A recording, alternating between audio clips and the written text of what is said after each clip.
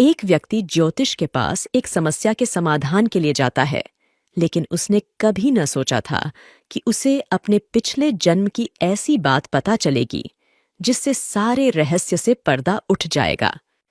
एक सम्राट थे जिनकी धार्मिकता और न्यायप्रियता की चर्चा चारों ओर थी। साथ ही वे ईश्वर के अनन्य भक्त भी थे।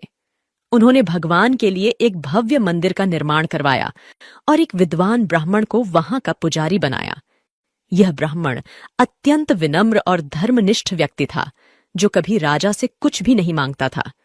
राजा उसके इस स्वभाव से बहुत प्रसन्न थे और ब्राह्मण पिछले 20 वर्षों से राज मंदिर में पूजा अर्चना कर रहा था। उसने कभी भी राजा से किसी बात की शिकायत नहीं की। फिर एक दिन राजा के घर एक पुत्र का जन्म हुआ। राजा ने उसे शिक्षित करके एक विद्वान बनाया और उसका विवाह एक खूबसूरत राजकुमारी से कर दिया। विवाह की रात राजकुमारी नींद नहीं आने पर घूमने लगी। जब वह अपने पति के बिस्तर के पास पहुंची तो उसने देखा कि वहां हीरे जड़ित एक तलवार रखी है। जैसे ही उसने तलवार को खोला, वह बिजली की तरह चमकने लगी। यह देखकर वह भयभीत हो गई और डर से उसके हाथ से तलवार छूटकर उसके पति की गर्दन पर गिर गई, जिससे राजकुमार की मृत्यु हो गई। राजकुमारी अपने पति की मौत से अत्यंत दुखी हुई और वह यह सोचकर बहुत डर गई थी कि अगर मैं सबको सच बताऊंगी तो कोई भी मेरी बात पर विश्वास नहीं करेगा।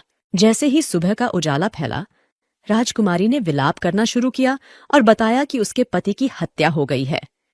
सभी लोग और राजा वहां एकत्रित हो गए। राजा ने पहुंचकर पूछताछ की। मेरे पुत्र की हत्या किसने की? मैं अपराधी को नहीं पहचानती, लेकिन मैंने उसे भगवान के मंदिर की ओर जाते देखा था। राजा समेत सभी लोग ठाकुर जी के मंदिर में गए तो उन्होंने ब्राह्मण को वहां पूजा करते पाया। तत्काल सभी ने ब्राह्मण को पकड़ लिया। ब्राह्मण की पत्नी ने बहुत समझाया कि उसके पति ने राजकुमार की हत्या नहीं की है, लेकिन किसी ने उसकी बात नहीं मानी। राजा ने भी सोचा कि शायद ब्राह्मण निर्दोष हो सकता है, लेकिन लोगों की बातों में आकर उसने ब्राह्मण को कहा, मैं तुम्हें प्राणदंड नहीं दूंगा, लेकिन तुम्हारे उस हाथ को काटने का आदेश देता हूं जिससे तुमने मेरे पुत्र को मारा। ऐसा कहकर राजा ने उसका हाथ कटवा दिया। इस पर ब्राह्मण बहुत दुखी हुआ और राजा को अधर्मी मानकर राज्य छोड़ दिया। वह फिर ऐसे किसी विद्वान ज्योतिषी की तलाश में निकल पड़ा। उसने बहुत खोज की कि कोई विद्वान ज्योतिषी मिले तो बिना किसी अपराध किए अपना हाथ कटने का कारण उनसे पूछूं। फिर उसे काशी में एक विद्वान ज्योतिषी मिले। जब ब्राह्मण उस ज्योतिषी से मिलने उनके निवास पर पहुंचा तो उस समय ज्योतिषी वहां उपस्थित नहीं थे। उनकी पत्नी उनकी अनुपस्थिति में उनकी निंदा कर रही थी और उन्हें बुरा भला कह रही थी। कुछ समय बाद जब ज्योतिषी घर लौटे तो भी उनकी पत्नी उनका अनादर करती रही, लेकिन ज्योतिषी ने चुप रहकर कोई प्रतिक्रिया नहीं दी और उन्होंने अपनी पत्नी से कोई विवाद नहीं किया।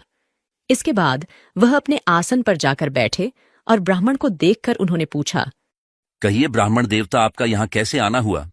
आया तो अपने बारे में पूछने के लिए था, लेकिन पहले आप अपना हाल बताइए कि आपकी पत्नी अपनी जुबान से आपका इतना तिरस्कार क्यों करती है? यह मेरी स्त्री नहीं, मेरा कर्म है। दुनिया में हम जिसे भी देखते हैं, भाई हो, पुत्र, शिष्य, पिता या कोई भी संबंधी, सभी हमारे किए गए कर्मों का ही परिणाम होते हैं। हम जो भी कर्म करते हैं, चाहे वह शुभ हो या अशुभ, उसका फल हमें भोगना पड़ता है। इसलिए मैं अपने कर्मों का फल आनंद पूर्वक भोग रहा हूं। आपने ऐसा क्या कर्म किया था? पिछले जन्म में मैं एक कौवा था और जो आज मेरी पत्नी है वह एक थी, जिसकी पीठ पर एक बड़ा फोड़ा था और फोड़े की पीड़ा से वह बहुत दुखी थी। उस फोड़े में कीड़े पड़ गए थे जिन्हें खाने के लिए मैं इसके फोड़े पर चोंच मारता था, जिसके कारण इसे असहाय दर्द होता था। एक बार इसकी पीठ पर चोंच मारते हुए मेरी चोंच इसकी हड्डी में घुस गई और यह दर्द से तड़प उठी। मैंने भी चोंच निकालने की बहुत कोशिश की, परंतु वह अटक गई और नहीं निकल सकी। इसने सोचा कि पानी में मैं अपनी चोंच निकाल लूंगा। इस प्रयास में वह गंगा नदी में कूद गई। नदी की तेज प्रवाह में हम दोनों बह गए और बीच में ही हमारी मृत्यु हो गई। गंगा के पावन प्रभाव से वह इस जन्म में ब्राह्मणी बनी और मैं एक विख्यात ज्योतिषी बना, और आज वह मेरी पत्नी है, जो कुछ दिनों के लिए मुझे अपने मुंह से गाली निकालकर मुझे दुख देगी। लेकिन मैंने उसे दर्द पहुंचाने के लिए चोंच नहीं मारी थी, इसलिए उसकी समझ एक दिन बदल जाएगी। अपने पूर्व कर्मों का फल समझकर मैं इसे सहन कर रहा हूं और मैं इसलिए शांत हूं और उस दिन का इंतजार कर रहा हूं जब उसका स्वभाव सुधर जाएगा। अब आप कहो कि आप यहां किस लिए आए हो? ब्राह्मण ने अपनी कहानी सुनाई और पूछा। अधर्मी और पापी राजा ने मुझ जैसे निर्दोष का हाथ क्यों काट दिया? राजा ने तुम्हारा हाथ नहीं काटा, तुम्हारे कर्मों ने तुम्हारा हाथ काटा है। यह कैसे संभव हुआ? पूर्व जन्म में तुम एक तपस्वी थे और राजकन्या एक गाय थी, जबकि राजकुमार एक कसाई था। जब कसाई ने गाय को मारने की कोशिश की, तब वह गाय अपनी जान बचाकर जंगल की ओर भागी। पीछे से कसाई आया और आपसे पूछा, गाय इधर तो नहीं आई?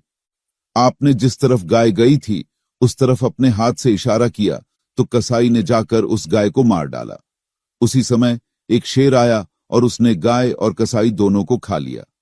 कसाई को राजकुमार और गाय को राजकन्या के रूप में जन्म मिला और पूर्व जन्मों में किए गए कर्मों ने उन दोनों को एक रात के लिए साथ लाया।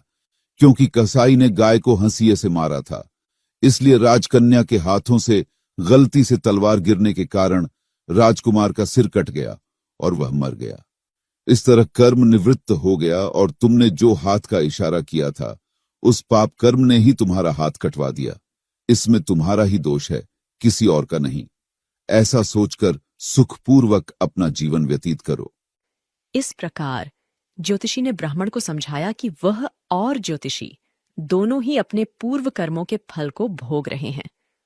दोस्तों, यदि हम इस कर्म सिद्धांत को समझ लें और मान लें, तो हम अपने जीवन में कभी भी दुखी नहीं होंगे।